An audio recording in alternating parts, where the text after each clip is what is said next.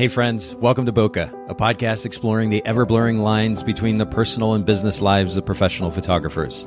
This is your host, Nathan Holritz, and I'm happy that you can join me today in connecting with photographers and entrepreneurs as we discuss photography, business, and, oh yeah, that sometimes messy thing that we call life. This podcast is brought to you by Photographers Edit, custom image editing for the wedding and portrait photographer. Just visit photographersedit.com. All right, Bokeh Podcast, thank you so much for being here. Our Bokeh Podcast listeners, I should say. And I want to say good morning because we're actually here.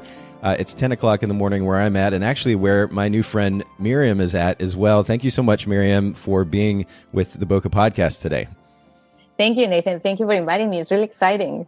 Yeah, no, it's great to have you. And I should mention your last name, Salgado. Thank you so much for coming to share with the Bokeh Podcast community. And I don't think we've actually had the opportunity to meet in person before. So we're kind of getting to know each other during this conversation along with our listeners, which I really loved kind of the raw element of that. We were talking about that before we started recording. So I'm excited to dive in. And what we normally do at the beginning of the podcast these days is something called a technique for time or tool for time. I'm curious, for you as a business owner, what is something that you do to create more space or more freedom, more flexibility for yourself in your life as a photography business owner? Well, let me tell you something. At the beginning of my business, I was like a mess. I didn't have time. I didn't have time for anything. I mean, I was doing so many things and booking so many, portraits, weddings, and the kids, the house, that at some point I was like, oh my gosh, what am I doing here? So it was really hard. But then I realized that I really need a calendar. I really need to keep like an agenda and to book my days for me. It's kind of crazy, but I just block the days that I really want to be with my family or that I really need to go to do something for me, exercise, meet my friends, whatever it is, because life is crazy. I mean, and when you're an entrepreneur, you are busy the whole day, the 7 days of the week. If you set up or block your days, it's crazy. You just find out oh my gosh, this is exhausting. This is I have to work all days and I have to work so many hours. So I was at one point that I said, no more. I have to keep an agenda. I have to put in my calendar in my iPhone. I don't care. So I have to block my days. Maybe it's crazy and maybe the people's going to think yeah, sure. But no, I mean. I like that though. I think, it's funny. I was just talking with my friend Mike Colon for the podcast yesterday, and he was talking about something similar. Just, I said, what is the tool or the technique, the tip that you utilize to create space? And he was talking very simply about iCal, so that calendar app on your phone. That's of course for an iPhone. If you're on Android, it's going to be the calendar app. But using something simple like the calendar and actually utilizing it, where you're very intentional, you block off chunks of time, whether it's for work or for personal time or for your family. Just that simple intentional effort is really, really important. Otherwise, like you say, it's easy to get carried away with work 7 days a week if you don't do that. The other thing that came to mind as you were talking about this that I think is important to point out, and I don't think we've really talked about this on the podcast before, but that is that it's easy as business owners to think that if we're not constantly available to our business, that something's going to go wrong. Yes. And the reality, that may happen occasionally, but I think that's actually more rare than we're willing to admit. I mean, I'm an owner of a company that has had the opportunity to work with thousands of photographers. And, it's easy for me to think in order for me to continue to grow Photographers Edit, I need to be constantly on. I need to be constantly connected. And the reality is I can step away for a couple of days, 2 or 3 days, and everything really is going to be okay. What we kind of create in our head as an emergency is not really an emergency, and then we can just get back to it when we get back to it. So I love that I love the simplicity and the intentionality of just simply blocking time out, especially for your family. We're going to talk about family here in just a second, but I think that's a wonderful reminder for our listeners. It's something that we've discussed here on the podcast before, but we really can't say it enough. You just have to be intentional. You just got to create that space. And that's really good recommendation for our listeners. Definitely. Yeah. Thank you so much. How do you like to spend your free time? I know you did mention family. How do you like to spend time with family? And maybe what's something that you like to do on your own? Yeah, we live here in Tampa since 4 years ago, and we don't have like family around, it's just us. So we love to go to the beach. Oh, yes. The beach here is like, my kids love the beach or the swimming pool or everything that it's outdoors, even just to go and ride bikes, do a picnic. They enjoy that. And me too, I love here. The weather is amazing. You have a beautiful weather here. And there's a lot of activities also here for the kids and family. I'm surprised. This is a really, really nice city here in Tampa. Always you have something to do. Always. So we try to keep, okay, so this weekend we are free and we search like what kind of festivals or things are happening in our city, and we go and do that. That's really wonderful. And, there's something about being outside in the sun too, that I don't think we take advantage of that enough, especially if you're in a place that doesn't have as much sun. And even in the last, few months or so, I live in the Chattanooga, Tennessee area, and myself and my kids have been inside quite a bit due to rain, unusual amount of rain, it seems like this year. So being able to get outside and really soak in that sun, I have kind of a maybe not so secret dream of moving to a place that has a lot more sun in the hopefully even near future, just because I know how it affects me physically and my mood is lifted. Being outside, and especially, man, near the water, near the ocean is incredible. So that's really great. Now, you talked about your kids. How many kids do you have? I have 2 kids. Leo is 7 and Regina is 3. Okay. And how long have you been married? So we have been married 9 years now. Wow, that's awesome. But we have been living around a lot of different cities. Now that you mentioned about the rainy and everything like that, we used to live in London before here. Oh, wow. Speaking of rain, yeah. Yes. So I was like done with the rain and the cold weather and snow. So it was so hard, when you have kids. It's hard to be indoors all the time. Winters were awful. Winters were like, oh my gosh, what am I going to do? We have to stay here because it's snowing for 3-4 days. And it's awful. It's like when we moved here, we were like super, super glad and happy. I can imagine. Really. I always think about the, I don't know, maybe I'm just still a kid. And mentally anyway, but I think about that example of Superman. Of course, Superman in the comics would get energy from the sun, right? And as much as we've created this supernatural hero out of this character, the reality is that we actually get energy from the sun. And if we have very little of it, it's no wonder, it's no surprise that it affects our mood. And people always talk about, kind of stereotypically, the those people that live in California, they're so laid back, they're so chill, and they're so happy. But I think my theory has been that it's because they get so much sun that it just naturally makes them that way. So yeah, I'm a little bit envious of you. Definitely continue to take advantage of those beaches. Let's kind of switch gears though a little bit and talk about your business. How long have you been a photographer? And tell us a little bit about how you got started. Well, this is the story. When I was living in London, actually, that I was stuck at a house with a kid, and I have been always like independent. I always worked since probably I was 17, and my parents have a business in Mexico too. So we were entrepreneurs for always.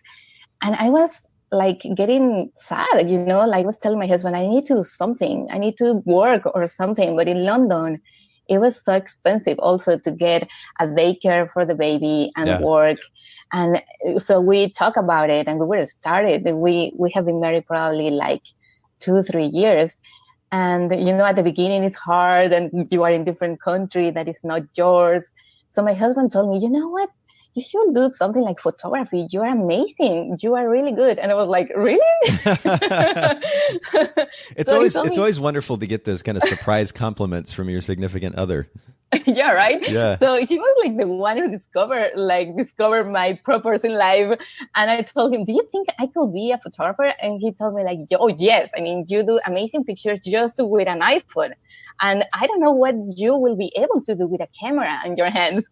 I had a digital camera, but the edition and the things like that I used to do that with my iPhone was amazing. And I talked with my friends and neighbors, and they told me, oh, yes, you should do that. And you have a personality that you're always talking with people and making me smile people. So I was like, okay, I'm going to try. Yeah. My husband just got me a camera and got me like a course in London so I can learn, the techniques, because you can have the idea of taking a picture and then you realize that, okay, this is like not the way I was doing Right. it. Yeah, absolutely. And also, to learn, the camera settings and about the lighting and everything in between. And also that helps me a lot to grow my business, because I have a background of marketing. I study marketing in Mexico, and I have my parents also that they are entrepreneurs. So I always have this business feeling in my blood. I was going to ask you about that too. I mean, would you say, what would you say is the biggest takeaway from being the daughter of business owners? I mean, you seem to have kind of this natural inclination to work, to be doing something. Was that it? Is there something else? What was the kind of the biggest benefit of being able to learn from parents who are entrepreneurs? Yeah, you learn. I mean, I saw them, they have different business during my life. Okay. So I saw them starting, I saw them how they did the work, they put together a team, they grow the business, they were so focused in many things, and how to do the experience and the service for the people different. So they have a spas and a school of massages, so they don't have a product that you can touch like my service, Sure. We provide a service. So yes, that helped me a lot, because I think I have this in my blood. I have always been like this sell person. Yeah. I always can sell something to you. My husband is like, yeah, you can sell an idea, you can sell a product. So I think I grow this, and with the time you get better, and it's something normally that you just talk about and you is the way that I really love to live my life. I like the way that it's the entrepreneur and the entrepreneurship and all the business crazy things, but I love it. Yeah. So how long ago then did this whole process start? If you, I mean, your husband's encouraging you to get started, your friends say, yeah, you can do this. So how long ago did this whole process start for you? So I started 7 years ago. Okay. I started 7 years ago, and I started doing everything for free. Let me tell you, I shoot your kids for free. Yeah, let's bring here. I need to practice. I need to get better at this. And then we spent less than a year in Lisbon. We're closer to Lisbon, and then I started there to charge, and it was really hard because my Portuguese was more like Portuñol, I was Spanish words with Portuguese words. Yeah. So it was really funny. But yeah, I started to charge, and the people were amazed, oh yes, this is awesome. And also something happened to me there, because when I just started, the people was more used to the pictures or the sessions on a studio. They didn't want to go out. So I was like, are you kidding me? I mean, here the beach is amazing, and you have rocks and these locations around. So the people were afraid of that. But when they started seeing the results, everything changed. Oh, wow. So it's amazing. Yeah, it was really good. There's such a wonderful opportunity to create a distinct kind of idea that represents we talk about brand position here on the podcast all the time. I know that I had an opportunity to create something distinct as a photography business owner myself and my business partner. When we started our business in Chattanooga and in Tennessee, we're in a small southern market. And so when we first got started, there was this very traditional style of definitely portrait photography as well as wedding photography, very, very posed and frankly kind of boring to look at. And we came in and started photographing a lot of black and white and kind of a more photojournalistic style, which back then was still relatively new. It was coming out of the California market, and we were taking it to this little tiny market of Chattanooga. But we had a really great opportunity to do something different than those in the market. And I think that idea can't be stressed enough. I love that you took advantage of that new location and the fact that the market wasn't used to this particular style of photography, and you just went for it. And now you had the opportunity to create a distinct brand position for yourself, offering a truly unique style of photography there in that market. I think we as photographers should learn from that. We should always look for an opportunity to do something different. And, and that will help set us apart. Do you agree with that? Yes, definitely. That helped me a lot, because that was like the clue to opened the gates, everyone was like, I was starting, I was nowhere there. And they have this photographer for years, that studio that has like 20 years there, and everyone knows this guy. And then I came like, okay, I'm going to shoot you a portrait session with your family, but I don't have a studio. So everyone was like, are you going to charge me for that? So I was like, yeah, but you're going to love it. Yeah. So at the beginning, it was hard. But after the third session, I think the people start referring to me, and they start talking about me, that I was different, that I was fun. I started to put also props and walking around the streets and the city and the town. It was a small town where we were, but we were really close to the beach. And the beaches there are amazing. They have these huge rocks and mountains around, like kind of California, Yeah. And I was like, this is great. I was looking around, as you said, in California, you have a very good photographers. So those photographers were like my inspiration. And I was really far away in Portugal. So the people started like thinking different. And also, new generations start looking at me like, oh, yes, she's great. She has a better ideas and new and fresh ideas. So I took advantage of that. And That's I think that helped a lot of my business to grow faster. Well, and you said something earlier that I think is that we should point out, and that was just very simply, you're going to love it. You said you're good at selling things, but I think a lot of that is just driven by a mentality, right? We may not always be 100% sure about this thing that we're getting ready to do or the service that we're getting ready to offer, but ultimately having confidence in our ability to be able to offer a quality service or offer a quality product, and ideally do something different, like you described in this case, having that mindset of you're gonna love it. Yeah, there may be a few hiccups along the way, but you're gonna love it. That makes all the difference in the world for the growth of that brand. And so I have to say kudos to you for that. That's a really, really great approach, a great mentality to have. What would you say now? We're 7 years later. I know that wedding photography is largely your specialty, but what would you say is your photography business's brand position? What sets you apart from other wedding and portrait photographers? Well, I think my style is different. I work with natural light and with artificial light. So also when I met with the clients, even just by phone, the service that I provide to them is like, as you say, I sell them the idea before they see the pictures. So that it's something that helps me a lot, because when they go to my website and see all the images, I always tell them what you are going to see there. It's the results, and it's the thing that you're going to see with your pictures. So you can see my style, and then you can see my personality by phone or by a meeting in person. Yeah. And I think that helps me. That helps me a lot, because when you meet me or when you talk with me by the phone, because it's one thing that I try to do always is to talk with them. So if they ask me or send me an email that, what are your prices? It's the first thing that everyone asks for.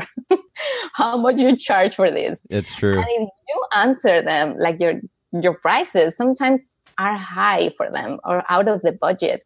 So I tried first to contact them, to talk with them so they can see how do I work, what I provide to them, the service. I have a second shooter, I have an assistant, and I provide this and that, and I help you with this and that in the process.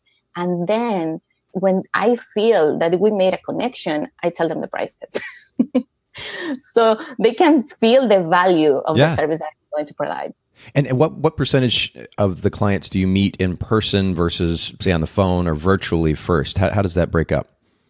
So if they live here in Tampa, I always ask them for a coffee or for a meeting or we can someplace. But if they live like in another city or another country, I normally do like a FaceTime or a phone call. The first day they contact me or they send me a message by email or a direct message by social media, whatever it is, I try in 24 hours to contact them as soon as I can. Yeah. So they don't lose that, that enthusiasm, like, oh, yes, I love your pictures. And then you don't call them until the next week.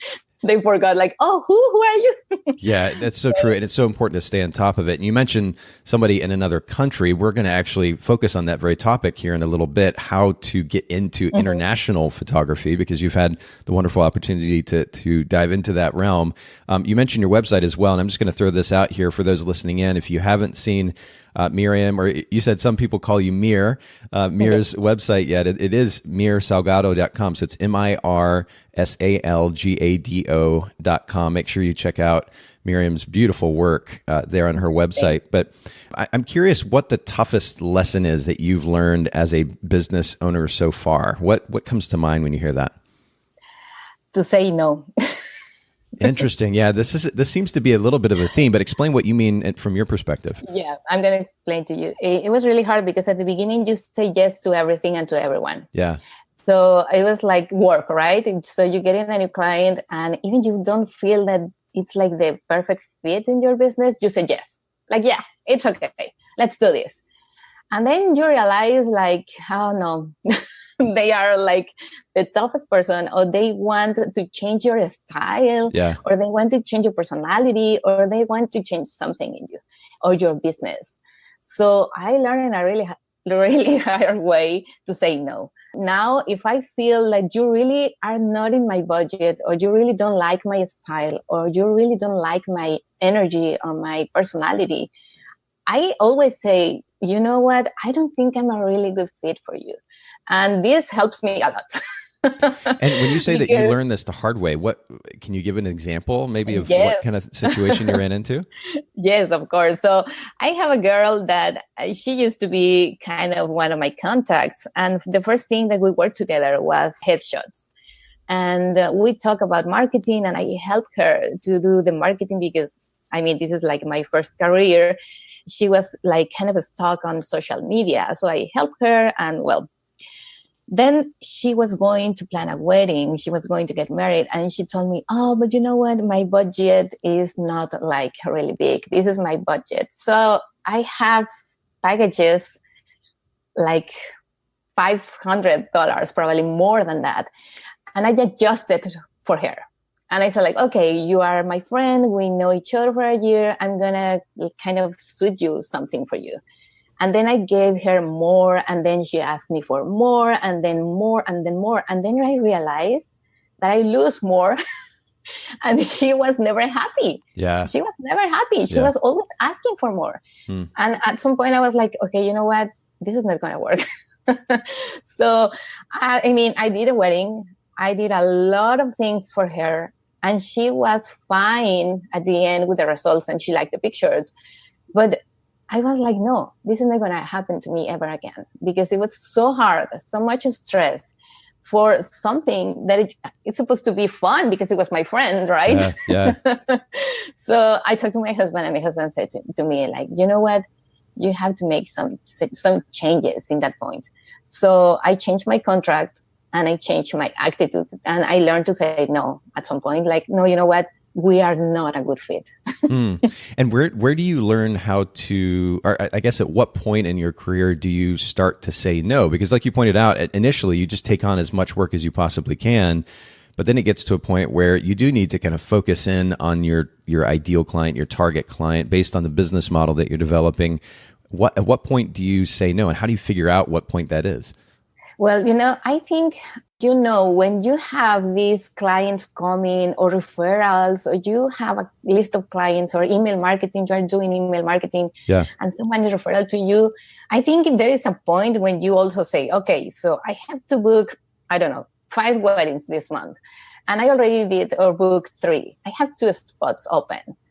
What happened if you have someone like you feel it's not like you're feeling like it's not a good fit in your business? Sure. I would prefer to say no and probably keep those space open that later regret. Yeah. Because also I was in front of someone that has this bad, like, I'm going to talk about you if you don't do what I say. At that kind of a point, I was like at some point afraid because my business was there. And if she started to talking about me and my business bad, I was going to lose more. Yep. So you have to put it like in a balance and say, okay, I have to lose this client or to lose 5 or 10 later, because that is going to happen later. That's a really interesting way to put it. Yeah, and it's a great point. And also the other point that you made, which is that if you are at a place where you're beginning to book the business that you want, there is room to say no. And that is a good kind of transition point from just taking on whatever to beginning really to kind of filter out those clients that don't fit the business model that you're developing. So that's really, really good. Yeah. Do you love gear? Are you a camera gear junkie? Like, do you have a favorite camera body or lens or maybe an accessory or even maybe a camera bag? Camera bags, it's really interesting to me how popular just camera bags have become in the last, say, 5 to 8 years. All these different camera bag companies pop up and everybody has their favorite bag and, the hipster bags with the leather and the buckles. And I don't know, it's just kind of funny to me. But do you have favorite camera gear? I don't have a bag, it's weird. I don't have a bag. No, I use a Pelican. And let me tell you something, the Pelican is great. Oh, it is. But it's such a trouble when you travel for another city, another country, because everyone asks you to open that. It looks like a bomb. Yeah. So, it's not so good. But I have a favorite. But they're for those that aren't, and I would assume most of our listeners are familiar with what a Pelican case is, but for those of you that are not familiar, it's funny she mentions a bomb because those cases could probably withstand a bomb. They're so powerful. I think the old ads that you would see in magazines were like this big truck rolling over the top of a Pelican case. They're just that powerful. I've got one myself, but I think they're really great. Yeah, they're amazing. They protect the gear. When you are traveling for other countries, that is my bag. Yeah. That I came from. Yeah, that is great. But yeah, I don't like it too much. But it's great. It's practical. It's great. Yeah, it's practical. Yeah, exactly. Do you have a favorite camera body or lens or something like that? Yes, we used to travel a lot around the country and around other countries, and I love video. I love video to shoot my kids doing things. And the Sonys are amazing now. So the 6500, the Alpha 6500 is like the camera that I use for everything. I can also shoot a wedding with this. It's really good. I don't do it because I have my other cameras, more professionals. Sure. But I love this camera. It's faster. It's good it's good for video, 4K. It's really, really fast to shoot kids running or in movement. Also, it's small. You can put it in your bag. You can put it in your purse. And it's really good in low light. So yeah, my Sonys, I love Sony. I'm a Sony girl. I don't know if you know that, but well, I just shoot with Sonys. Yeah. And I mentioned Mike Cologne earlier, the photographer that I was interviewing yesterday for the podcast, and he was talking about, like he's a 14-year-old kid talking about gear. He was so excited talking about his Sonys, which I think is great. That they've developed this product that people are so passionate about. What is you mentioned your kind of primary cameras. What are your primary cameras that you're shooting with? So the Alpha 7R2 is that one is like, I could shoot the whole wedding just with that one, but I have the Alpha 99. It's kind of old, but it's a full frame and it's big. And I think the people, look around, and when you see, like, you have a small cameras, they think like, are you going to shoot with that? Like, are you the professional photographer here? Yeah. So I always broke that one because it's bigger, the body is big. And I just put my 7200 and the people think like, oh yeah, she's a photographer. But I have the other one, the smaller, the Alpha 7R2, that it's really, really good. Yeah. It's amazing. That's my prime camera and I love it. But yeah, that is everything Sony. Sony has been great. They have great camera bodies, lenses. And also I have an adapter to use Canon lenses too. So I'm not like worried about, like the lenses, because many people ask me like, oh, but Canon has this lens. And I was like, yeah, and I can just put my adapter and get the lens too. Right. Yeah. Well, they've done such a great job of developing a system that, it's interesting to kind of consider what they've done to Canon and Nikon. Canon and Nikon almost seem to be kind of lagging behind, if you will, and in comparison with their technology. It'll be interesting to see how that plays out in the next few years. But we'll make sure certainly to link to these cameras in the show notes for those curious who aren't familiar with these systems. With mirrorless. You can check those out for sure. Now, you mentioned photographing in different countries or traveling to different countries. You've had the opportunity to shoot in at least 6 different countries. And so we're going to kind of talk about this today, how to get into international photography. But what countries have you had the opportunity to photograph in at this point? Well, the 6 countries that I have been, it's Mexico, of course, Spain, England, Portugal, here in US, and Jamaica. And I love how you say Portugal, by the way. It just sounds better than me saying Portugal. I know. It's like Mexico is Mexico, but I don't know. Everyone likes Mexico. So right. Portugal. Oh, I love it. It's beautiful. What would you say are the biggest challenges of photographing internationally? What comes to mind? Well, when you have family, there's a lot of big things happening because you have to find the time. And it's not always the best time when you have kids. But I think you have to make that time too, but you have to figure out how to work better for you and your family. Because many of the wedding seasons are like autumn and spring. Yeah. So it's during kids' they are at the school. So you cannot just take them out for a week or 2 weeks and travel with them. So it's hard sometimes. You have to talk with your husband or you have to talk with your other just to figure it out if the time is correct. And I think also you have to know how to charge. Because if you don't know how to charge for a destination wedding, maybe you're going to lose money. That's interesting. Yeah, and where do you think photographers can lose money in that process? Because I know most photographers, including myself, really, I mean, my favorite wedding that I ever had the opportunity to photograph was an elopement in St. Lucia. And wow. our clients paid us very, very well and took care of travel and the living expenses. But it was an incredible experience. And of course, I'd love the opportunity to do that kind of thing more. Most photographers would just be so excited to be able to shoot a wedding like that they would just kind of, they'd almost kind of compromise on what they're being compensated for. Where do you think photographers can lose money in that process? What should they be aware of? Well, they should know that probably if you are going to another country and you have to charge for your work, and maybe you have to ask, you know better than me probably, that you have to charge for the travel fees. And if you're going to stay there for a week or 3 days, I don't know how many days. Sometimes it's just like 2 days, you arrive, the next day is the wedding, and then the third you go out. Yeah. So, I mean, but many people get, like, as you say, really excited about it. And it's a different country, so they want to stay more time. And then that extra time, they have to pay for it.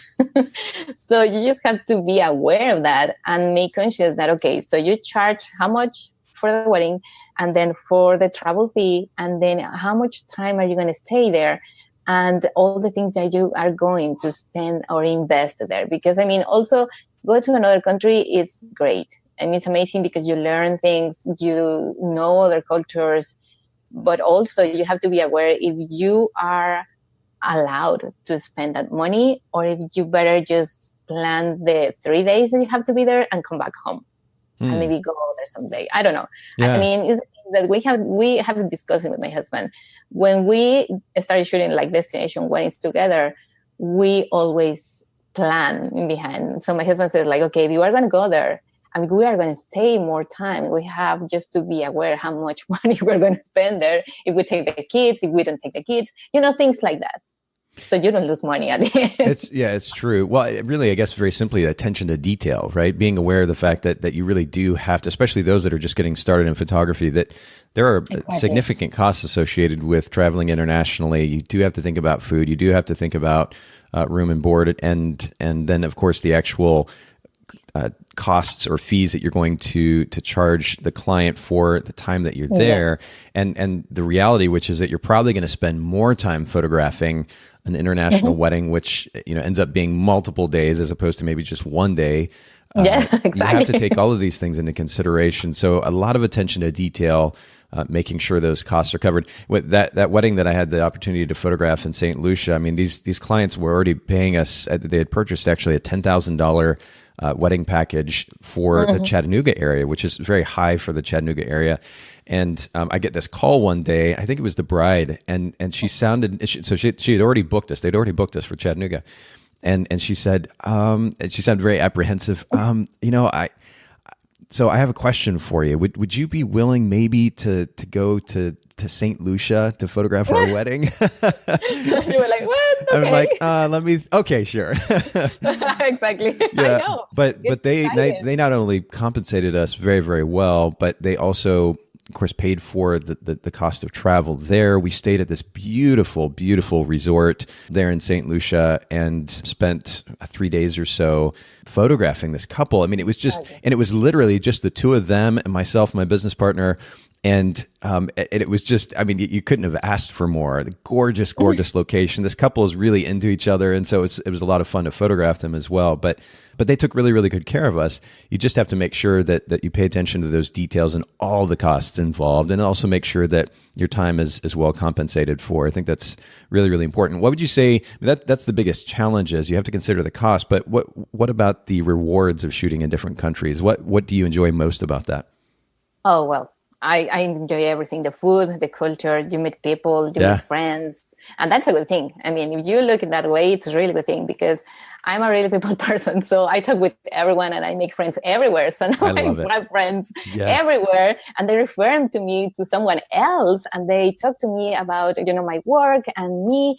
And I started to get in more and more emails about like, oh, can you do this wedding here? And can you come here to do that?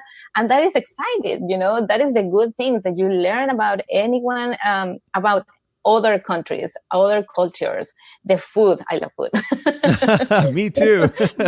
That's something like, I love it. I love to try the food everywhere. So that is, I mean, it's amazing. You come with really nice things that you learn. And I think the opportunity to grow your business, if you go to other countries, you have to make friends. That's the clue. So you don't have to spend a lot of money, like in advertising or things like that. Well, it's I'm glad that you bring up this reality, which is that there are such wonderful people, opportunities to meet people as you travel. As much as our media, especially in the U.S., continues to emphasize and spend a lot of time talking about this idea of racism, which certainly exists, I think it's a really beautiful thing how human beings around the world, even just in the moment, you've never met this person before and you probably never will see them again, but they're still willing to show kindness and respect and honor to you. And I've had the wonderful opportunity to be able to travel internationally a good bit myself. And I just love the opportunity to be able to connect with somebody, even if you can't necessarily speak their language very well. Yes. There is still that kind of intuition that, hey, this is another human being who's also trying to figure out life, and here is an opportunity to develop a friendship, even in the moment, to connect with them in some way. I think it's such a beautiful and wonderful thing. And all those wonderful stories of connection between human beings, they aren't emphasized enough. I think it's a really, really incredible thing. Did you always aspire to be an international photographer? I mean, I know that it seems as though you have the opportunity to travel probably because of your husband's work, but was this something that you had in mind when you started your photography business? No, actually, no. It just happened. Yeah. It just happened. I was really lucky because when the people started asking me to go someplace to shoot their weddings, I was like, oh my gosh, this is getting big. This is getting really interesting. Sure. And no, I never had in mind to be an international photographer, actually. Well, and so talk to us a little bit about how this even happened, because I know for the sake of our listeners, and I know that you're going to give some recommendations to our listeners as to how they can delve into international photography as well, or destination photography. But how did this come about for you? Talk to us maybe about that first connection that led to that first international wedding. So when we were living in Europe, it's like kind of easy because, everyone there like knows friends from other countries, or the couples are for different countries. So it's like common that in one family, they have more than 2 nationalities. So we started doing friends, and then the friends refer me to someone else that live in Spain. And then our friends in Spain get married in England. And then I have friends in London that got married in Jamaica. So it was like referrals, The first time it was just like by mouth, talking about like me, my work, that I was starting my business. My mouth, yeah. Exactly. I love it. Like, oh, my friend shoot weddings, call her, contact her. And I was like, okay. And then it happened. When I saw it, I was like shooting Portugal, in Mexico. Of course, I have friends in Mexico, so they always contact me like, oh, I'm getting married, can you come and shoot my wedding? Sometimes I have to say no because I'm not just going to Mexico to shoot a wedding for the budget that they have. And probably if it's in another city that I don't have a house, I have to pay, or I have to ask them to pay. And, sometimes it's like the budget problem. But some other times, if it works, because I am holidays and I'm going to Mexico and they are going to get married in the same month. Yeah. So we figure it out and we're like, okay, yes, I'm going to be there. I can shoot your wedding. And yeah, it happened like that. You never know. I mean, it's not something that I really planned, but then I started putting myself in websites in other countries, showing that work. Well, and so this reminds me of a conversation actually that I had with Kenny Kim here on the podcast. I don't know if you know who Kenny is. He's a wonderful photographer based out of Chicago who largely specializes in destination weddings. And we talked about how to get into, again, that particular genre of wedding photography. But one of the things that he emphasized in the conversation was the significance of connections. Like literally anywhere that he goes, it seems as though he is trying to make a connection, and you never know where that connection or that friendship might lead down the road. Somebody might think of you and say, oh, I met that really cool person. I met Miriam and she was so wonderful to talk to. And oh, she was a photographer. Maybe we should reach out to her about photographing our wedding. But I know that probably a large number of listeners are thinking, well, I don't have all of these connections in different countries like Miriam does. But I think what those photographers should be focusing on is making connections everywhere they go. So, because you never know where those connections might lead, there may be an international connection innate to those relationships. Exactly. Yeah, I think the same too. Connections are, for the first thing, you have to start. Yes, you have to look for connections everywhere, online, in expos, in events. If you go for a travel, even if you go to other country just for holidays, go and talk with the manager of the hotel and tell them, oh, I'm a photographer, this is my website and here are my cards. And I do destination weddings. Even if you don't do that, I mean, you can start that way. But, and I think the other thing that photographers may argue is they say, well, I'm not like Miriam. I don't have an outgoing personality. I'm not comfortable talking to people. What would you say in response to that? Well, they have, in each country, they have websites, like here, the Wedding Wire and the Knot. If you go and search in countries, first you have to figure out which countries do you want to go, and probably you will be able to travel.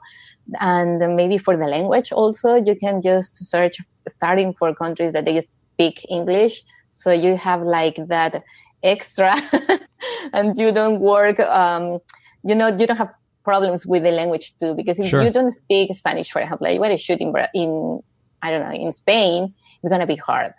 But if you start in England, if you want to shoot something in England, Scotland, Canada, you can go there and search for websites, wedding websites. They had a lot. I am in 3 or 5 probably. Portugal, they have websites for weddings, and you just go there and do your profile. It's like free profile. You just put there your information, just upload images like a gallery, and then talk about you and what you do. And the people go there and search for weddings, for wedding photographers. Yeah. And then they start contacting you. That is a way that I normally do, just with my 2 countries that I know that I have family and it's going to be easier for me to travel, Mexico and Portugal and Spain.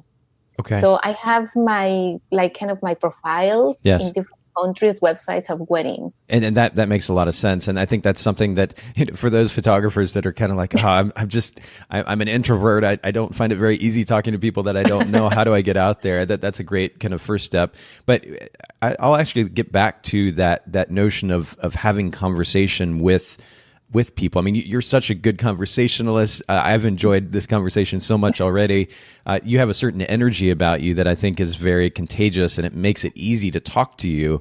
Thanks. How would you say, what would you recommend to somebody who maybe just doesn't feel as naturally talented when it comes to conversation? What's a simple way that they can get started in having better conversations with people that they don't know? Because connections are so important, and yes. we can make that excuse that we're introverted all day long, but at the end of the day, if we're going to run a business, we have to be willing to make connections. So what would you recommend to those who are a little bit uncomfortable with that? Well, you know what? I always try to be myself. I know that it's hard. So I found people that they start talking like they were afraid of saying something wrong. It's not wrong and right. It's the way it is. And it's your thoughts and your feelings. And of course you're gonna find people that it's like, no, the fit, as I said, for you, they don't feel comfortable with you. That is even better, because then you have to work with them. Yeah. But if you find someone that they like the way you talk, they like the way you move, they like the way, you express yourself, that is your perfect client. That is the one that is going to talk perfect about you, about your work, and that is the person that is going to book you. That's because good. Probably also there will be people there listen to me and probably thinking she talks a lot. She talks too much for me. So those are my clients. And of course I met a lot of people, and I know that there are people that just meet me and say like, okay, she is really, really high in the energy. That is like not my fit. I don't need someone like her in my life. So the same way happened with other people. Yeah. My husband, it's totally the opposite like me. He's really quiet and he's more calmed down. And also he has a really good friends. And when we started the business, sometimes he is my second shooter. And I sent him like, you have to talk with the groom and you have to tell him this and that. So he was like, okay. And then he was like just talking the way he talks. He never tried to be me.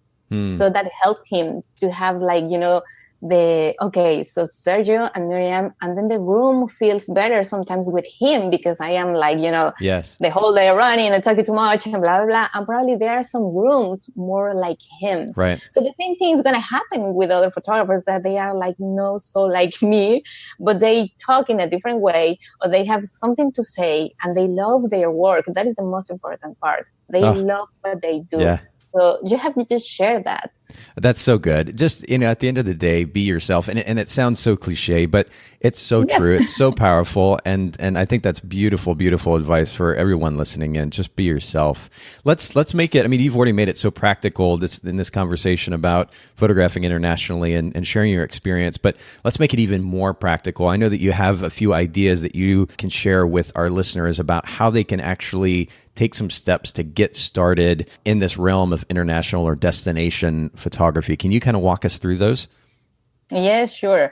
So first of all, you have to be sure that you want to do this, that you want to travel and you want to do all the ways in between to be an international photographer, and, to talk with people that probably it's going to be in a different time zone, and to send emails and all in between.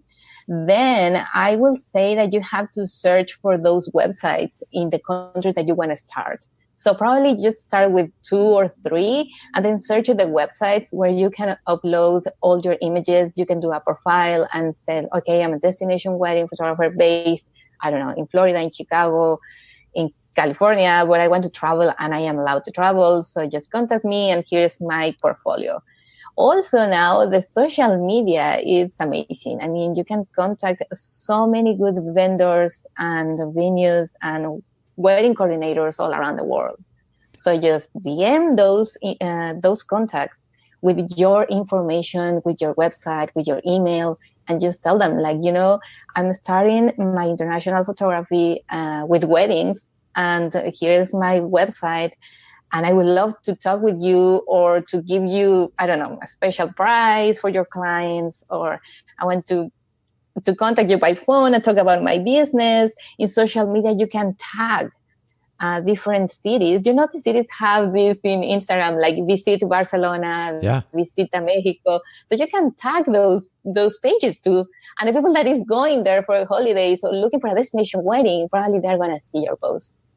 That's really good. That's really, really good. Okay, I want to take a step back, because you just mentioned 3 ideas that are pretty significant. Let's start with the being sure you want to do this. Why does it matter that a photographer is sure? Are you talking about the amount of time and energy, the resources you have to invest in becoming an international photographer?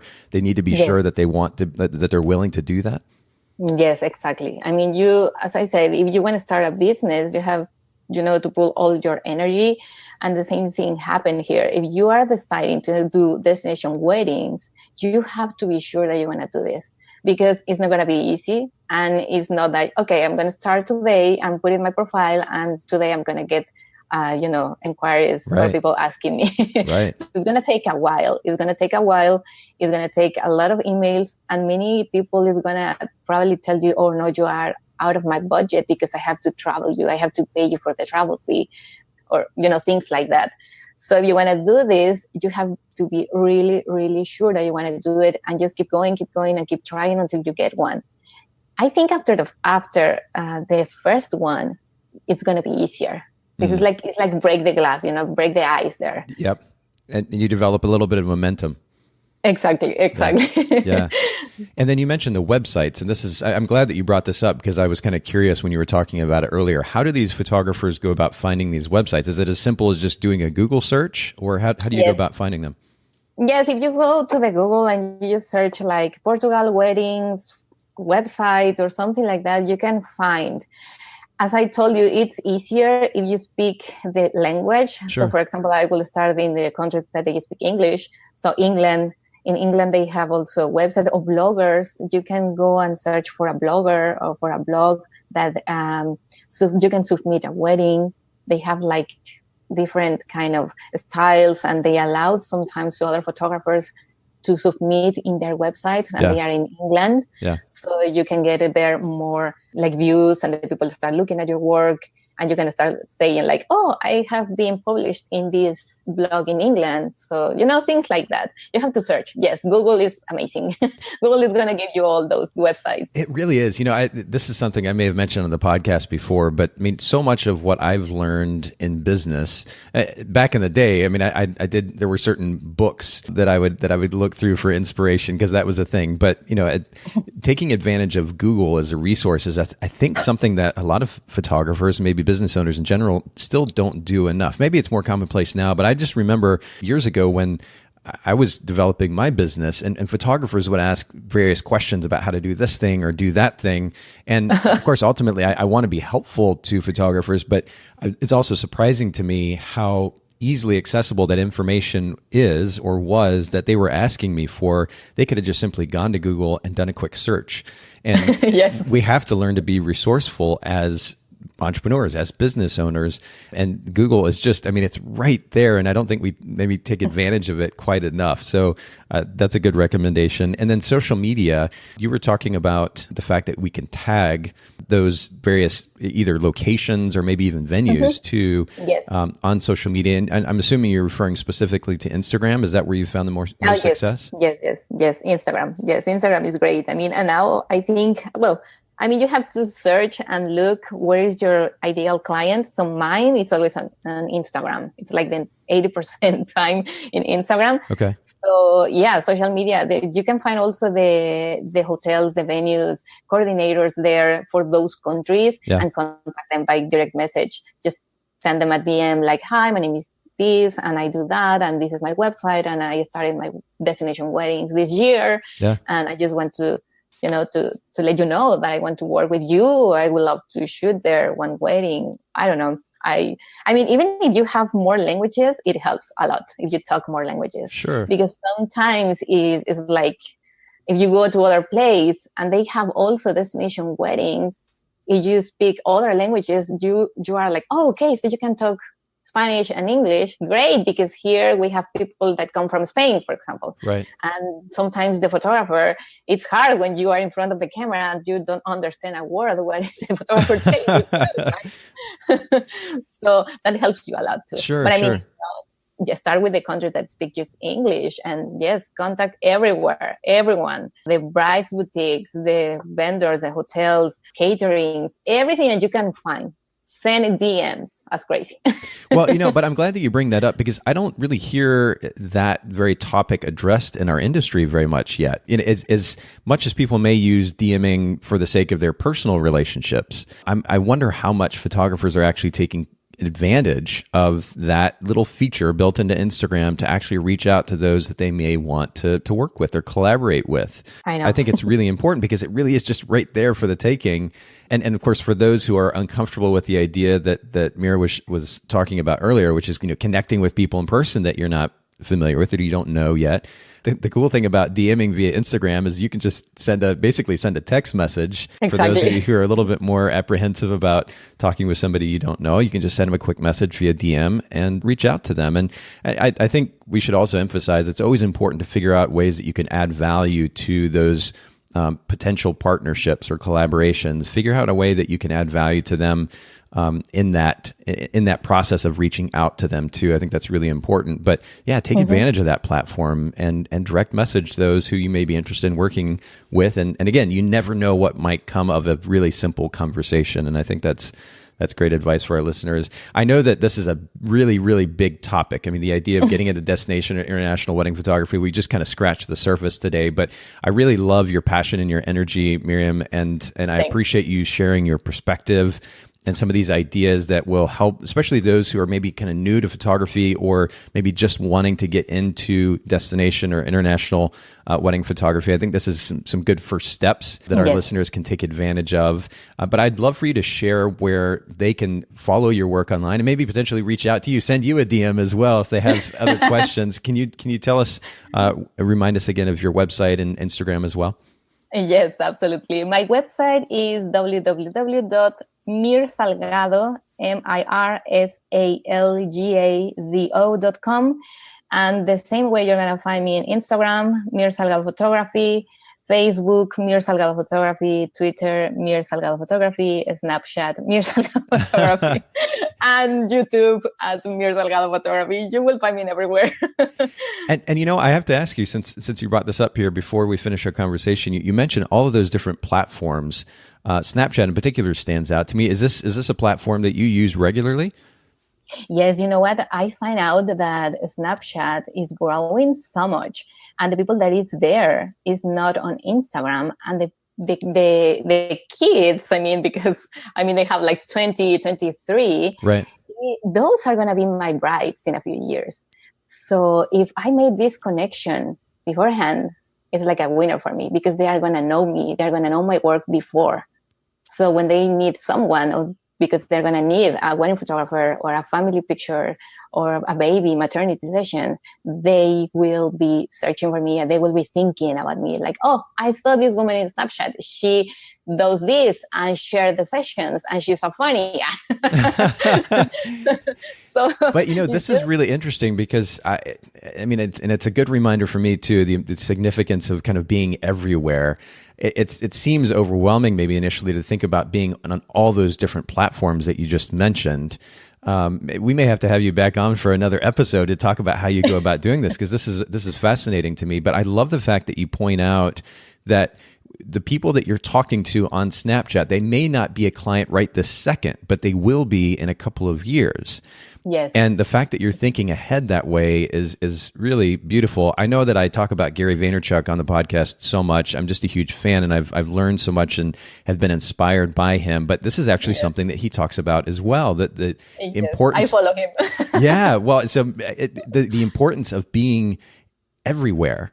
And not minimizing the significance of that. And he has very specifically spoken to this fact that being invested in a particular platform right now, which may cater to a younger audience, is a good thing because, as you pointed out, Miriam, those people could likely be a client or an important connection later on. And we have to be thinking ahead as business owners. So, wow, what a powerful reminder to kind of end our conversation with, and maybe tease our next interview together at some point. I'd love to have you back on. But thank you so much for making time for the podcast today, for sharing with our listeners. It's truly been a privilege. Thank you. Thank you very much, Nathan. It was really fun. And I hope all these ideas and things that I share with your audience can help them to get as a wedding photographer or destination wedding photographer and all the success. Thanks so much for listening to the Bokeh Podcast today. Will you let us know what you think by leaving a review of the podcast in iTunes or maybe in the Apple Podcast app? And I'd love to hear from you personally with your thoughts about the podcast, maybe suggestions about future topics and guests for the show. My direct email is nathan@photographersedit.com. The Bokeh Podcast is brought to you by Photographers Edit, custom image editing for the wedding and portrait photographer. Just visit photographersedit.com.